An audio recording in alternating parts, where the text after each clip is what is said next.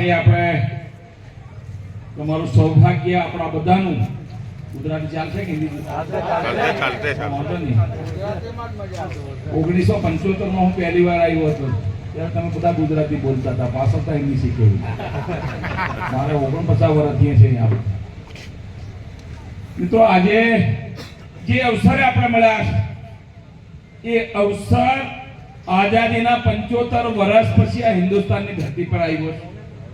અને આપણું પણ એવું સૌભાગ્ય છે કે આટલા વર્ષ પછી અલીરાજપુરની ધરા પર દિલ્હીની અંદર કોઈ સાંસદ મોકલવાના હોય એ સમય ને ઘડી ને પળ આપણા માટે એનું વર્ણન થયું નથી. એવા પ્રસંગે આપણી વચ્ચે ઉપસ્થિત જિલ્લાના અધ્યક્ષશ્રી, માન્ય વડીલશ્રી અને આ મધ્યપ્રદેશ સરકારના આઝાદીના 75 વર્ષ પછી તમને કેબિનેટ મંત્રી આદિજાતિ વન અને પર્યાવરણ ખાતું આપ સૌના વિકાસ માટે, પૂરા પ્રદેશના વિકાસ માટે નેતૃત્વ યુવા નેતા મળ્યા છે. માન્ય મંત્રીશ્રીનું પણ સ્વાગત કરો. દાદાએ એક વાત કરી મને જરા બેમ પડ્યો, પછી વાત કરું ચાલુ જ વાત કરું છું. દાદા આપણા દાદા છે 2003 માં અમની હું વકીલાત કરવા આવ્યો હતો, તમને ખબર છે? 2003 માં આખો મહિનો રોકાયો હતો. એ દાદો 10 રૂપિયા કાઢે કે પચાસની નોટ કાઢે. મેં દાદા આમ મેળ પડ્યો નથી. મારા જોડે નાણાં ખાતું હતું નારાયણભાઈ રોરાજી, આમાં કઈ ટેકો કરવો પડશે. એ દાદાએ આજે વાત કરી કે જીવું તાવે ભાજપમાં. પાછું ગયા વખતે જેવું નહીં, તમે સમજતા નહીં દાદા આપનો અપક્ષ એવું નથી, આ પાકું ભાજપ વાળું છે. અને આ જોડી તમારે 13 રણનીતિ એટલે આ સદી સુધી 2048 સુધી આ દેશ વિકસિત થવાનો છે ને, 100 વર્ષ ઉજવીએ તો આવે આ જોડી કાયમ રહેવાની છે. બીજો ગ્રાહક તમે ખોદવા જતા નહીં. પણ બીજા નાના ડાવરજી, મારા આરોરાજી, મારા આ મંડળના પ્રમુખ છે, માજી પ્રમુખ શ્રી, બધા જ મંચ પરના મારા આગેવાનો બંધુઓ, વેપારી મિત્રો, ભાઈઓ બહેનો, દેવોથી દુર્લભ મારા સૌ આગેવાનો આપણા ચરણોની અંદર દંડવત પ્રણામ કરું છું. મિત્રો સૌને પ્રણામ. મિત્રો આ ચૂંટણી ભારતનું ભવિષ્ય નક્કી થવાનું છે. મોદી સાહેબે જે સંકલ્પ કર્યો છે આવનારું મારું ભારત, પૂર્ણ વિકસિત ભારત, 25 વર્ષ પછી આ દેશની આઝાદીના 100 વર્ષ ઉજવશું ત્યારે હશે. પૂર્ણ વિકસિત એટલે દેશમાં કોઈ ગરીબ ના છે, યુવાનના હાથમાં કામ હશે, નોકરી છે, મારો વેપારી પણ પૂરો વિકસિત હશે, જબરનો વેપાર કરતો હશે, મારી બહેનો સુખી સંપન્ન હશે, મારો ખેડૂત સુખી સંપન્ન હશે. આ વાત આટલા વર્ષમાં કોઈ કહેવા વાળો નેતા નથી. કહેવા વાળા તો ઘણા એવા ચૂંટણી આવે એટલે વાયદો કરી જતા રહે, પણ વળતા પાછા આવે તે બીજા. પણ આ મોદી સાહેબ એવા છે કે એને દુનિયા આજે સલામ કરે છે, વિશ્વના નેતા. અને એ નેતાનો જ્યારે સંકલ્પ અને મોદી સાહેબની ગેરંટી હોય અને મારો દેશ આખો વિકસિત થવાનો હોય તો મધ્યપ્રદેશ થવાનું છે, અલીરાજપુર થવાનું છે, ભાભરા થવાનું છે ને વરગેર થવાનું છે. વરગેરને મેં 2003 માં જોયું છે અને આજે 24 થી 21 વર્ષ થયા. આજે તમને કઈ ફેર લાગે છે? વિકાસ થયો લાગે કે નહીં? જે વખતે તમે 1000 ને વેપાર કરતેલા હમણાં લાખ ને કરોડમાં પહોંચી ગયા છે. એ ઉપરવાળાની મહેરબાની છે. એનાથી આગળ વધીને પણ વિશ્વની મહાસત્તા બનતી હોય ધનાઢ્ય દેશોમાં મોદી સાહેબ જ્યારે 14માં બન્યા ત્યારે દેશની ઇકોનોમીમાં 11મા નંબરે હતા. 10 વર્ષમાં આજે 5મા નંબરે આવ્યા છે.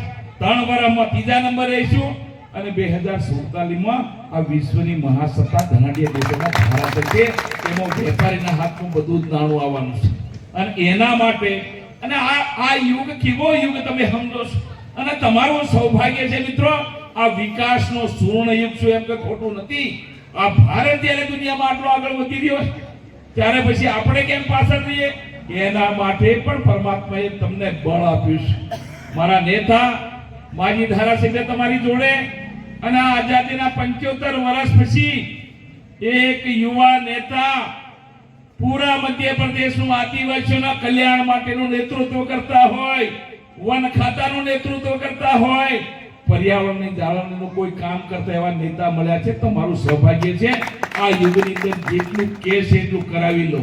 અને આ તો તમારો ભોપાલથી રૂપિયો આવવાનો છે એક પાઇપલાઇન, એમથી બીજી જોડવાની છે મોટી, ગાડી સરકી જાય એવી. એ તમારો નસીબ છે, મેળ પડી ગયો. મારા અનિતાબેન ચૌહાણને પણ દિલ્હી આપણે સાંસદ તરીકે મોકલવાના છે અને મોદી સાહેબને ત્રીજી વાર વડાપ્રધાન બનાવવાના છે. એના માટેની આ ચૂંટણી છે. મોદી સાહેબ તમને મને સુખી કરવાના હોય તો આ ચૂંટણી તમારી મારી છે. એમાં આપણે તેડાની રાહ દેખવાની નથી. આ 10 બૂથો કેટલા છે? 10 બૂથોનું મતદાન કેટલું? 10,000 ખરો? સરપંચ કહી દે 7,000 વોટ में તો એક ઓછો પડવો નહીં જોઈએ. પછી 2 પાઇપલાઇનો ગોઠવાઈ જાય, ભૂલ પડે ખરી? મને કોત ખા. આ દેશમાં બધા સુખી કરવાના હોય તો તમે ગરીબ બેઠી રહેવાના ભાઈ. અને આવી ચૂંટણી મેં જિંદગીમાં જોઈ નથી. હું સરકારમાં પણ 22 વર્ષથી છું, જોયું છે. તમે નર્મદાની વાત કરો, મેં પૂતાડી દીધી ઠેઠ સુધી આખા દાહોદ જિલ્લા. નળથી જળ ફરે. તમારા વાળીઓ ત્યાં સોરીઓ હોય પૂછી જોજો નળ આવે કે નહીં. સિંચાઈનું પાણી ઠેઠ કટાડા રાજસ્થાનથી લઈ આવ્યો. તો આ તમારું હવે મંત્રી થયા, ગોઠવે કે નહીં ગોઠવે? આ તો પછી તમે 60 વર્ષ વાળા મીડિયાના કદે કોંગ્રેસ વાળો હારો છે, પણ હારો દેખાડો ખરા મને. અને કરવાની ગેરંટી આલે છે આવી? કોઈ આ દેશમાં ની દુનિયામાં નેતા નથી ગેરંટી વાળો, એક નરેન્દ્ર મોદી છે. કે કરનારો માણસ છે. 10 વર્ષમાં કરીએ પૂરી દુનિયાએ જોયું. દુનિયા આજે ભારતમાં આ બાબત મથી રહ્યા અને આપણે પાછા એમાં ટાળા કાઢીએ. ભાઈ આવો નેતા નહીં મળે મોદી સાહેબ જેવો, અને આવો તમને મંત્રી મળે નહીં. 5 વર્ષ ઉપયોગ કરો, જેટલું બાકી છે બધું કરાવી લો. અને દિલ્હીથી આવે તો તમારે શું ભૂલ પડે મને કહો? પછી આ તો પેલી બાયડી મસરાયેલી કે નીંદ માંગે કરે, એની કોઈ દવા છે? તમે કોઈ પડેવો નથી તો તમારે કરવું પડશે ભાઈ. પણ એના માટે એક દિવસ તપ કરી લેવાનું છે ભાઈ. આ 3 દાડા છે, કારણ 9, 10, 11, 5 વાગે બંધ થઈ જાય.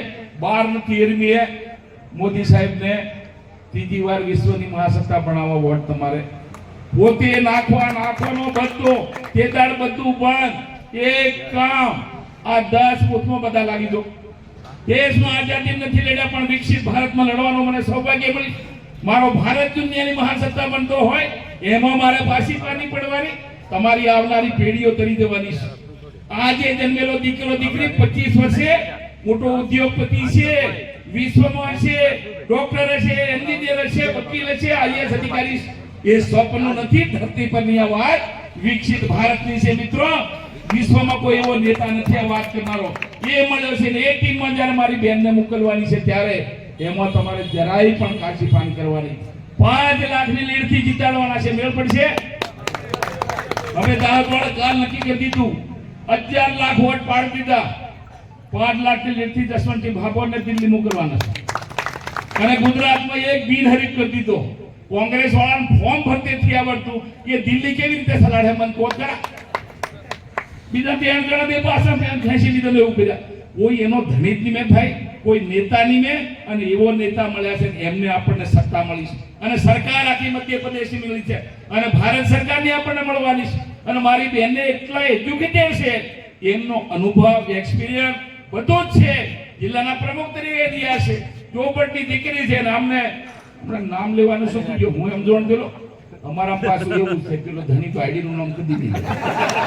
સાહેબે ઝૂકી ગયા કે કેમ થયું, પણ સાહેબે પાછું યાદ કરાવ્યું.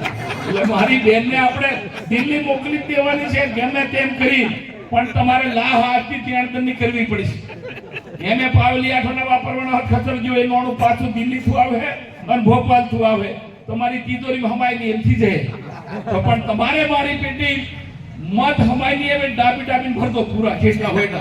એક વોટ બાકી નહીં રહેવો જોઈએ. એને મુશ્કેલ લાવો તો સાયકલમાં લાવો તો ગાડામાં લાવો, ઘોડામાં લાવો, ખાટલામાં પણ લઈ આવીને કમળને દબાવી દેવાનો છે. આટલું જ તમારે કામ છે ને એની લાહમે મારે આવું પડી છે મારો ભાઈ. તો મેળ પડી જાય કે સાહેબને હજુ ચોપટ જવાનું છે. આખું સંસદ 3 જિલ્લા રતલામ, ઝાપા ને અલીરાજપુર.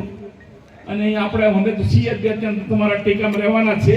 જે જોઈએ તે બાકી છે તે કરી દઈશું, પણ એમને હવે હેરાનથી કરો કાઢી દેવાના છે. પછી માંગવાનું છે, માંગશું આપો કે લાગર છે હળ પેલું દાયવું જ નથી એ આવશે. પણ પેલું આવી જાય ને દિલ્હી વાળું મોટી પાઇપલાઇન, પછી તમારે કઈ માંગવા જવા પડે એવું નથી મારો ભાઈ. એટલે બધા જ મિત્રોને મારી વિનંતી, અરે હિમાત લગાડો બાજી જલ્દી ફટાફટ કરે, બસ આવે એવી નથી, જલ્દી કરતો.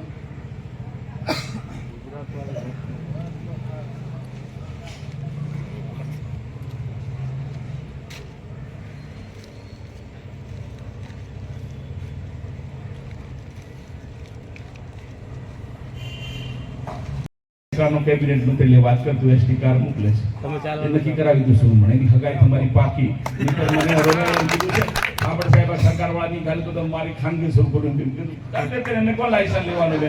મધ્યપ્રદેશ રાજા છે અને ગુજરાતમાં હું શું ઠેઠ દરિયા હતો છે, બે મેં તું છે કે કરતી કુવારો નહીં રહેવા દે. વાત કરાવી હું સાહેબ ને વાત કરાવી દઉં છું કે મેં તમે એનઆરઓ કા પાછા થતા નહીં હો, આખી એસટી મોકલી દીધી બહાર કે હારી એસટી નહીં આવી એટલે વોટથી નાખતા એમ વિચારતા નહીં પાછા. ના એવું કઈ એમાં કઈ વાંધો નથી ને. એસટી એક બે બેન નહીં હું પણ તમારે અરે બીજી આ તો એ માંગે છે પારીએથી દાહોદથી આવે એવી અને ગોંડલ વાળી જોઈએ તો લોમ્બી કરતી, હું એનો વાંધો નથી. હવે દાહોદમાં એરપોર્ટ અમે બનાવી રહ્યા છે, તમે ચિંતા નથી કરતા. બધું આમ પણ આ મોદી છે તો છે ભાઈ, અને એના માટે આપણા માથાકૂટ કરવાની છે. આ બે ત્રણ દાડા 13મી તારીખે 100% મતદાન સરપંચ અને 100% ભાજપ મેં હો 10 વોટ નાખીને બધા નાખી આવેલા એમ કહેતા જ નહીં હું પાછો આવે ગણવાને દન. અરે ડેપો મેનેજર સાહેબ નમસ્તે. નમસ્તે. આ પંજાબ ભારતમાં આવેલો છું, મારા મધ્ય પ્રદેશના કેબિનેટ મંત્રી નાગરભાઈ ચૌહાણજી છે, એમના મત વિસ્તારમાં છું ને મારે એક એસટી બસ તમને હું 7 વર્ષનો પૂછું પણ શરૂ કરી દેવાની, જો કીધું કીધાર શરૂ કરો. વાત કરો માન્ય મંત્રી છે જોડે. સર हेलो सर, नमस्ते सर. ये है कि हमारा जो बर्जर है ना, ये आपका कौन सा लगता है?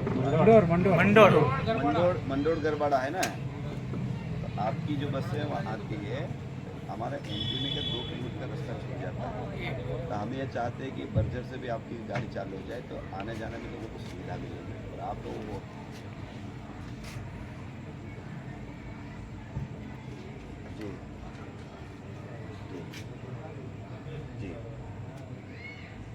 जी तो बाकी जवाबदारी हमारी भर जाती है, बाकी परेशानी नहीं आएगी सर, हम लोग मदद करेंगे.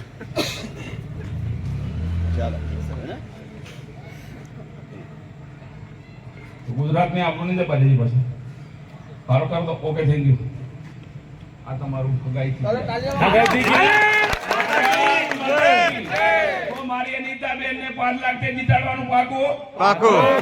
એની બદલા તમારે કઈ બાધા છે બીજામાં આવેલા છો બોલી નહીં રહ્યા. કોઈ કોંગ્રેસ में સેટ નહીં મારો ભાઈ, તમે નરેન્દ્ર મરતા જ નહીં.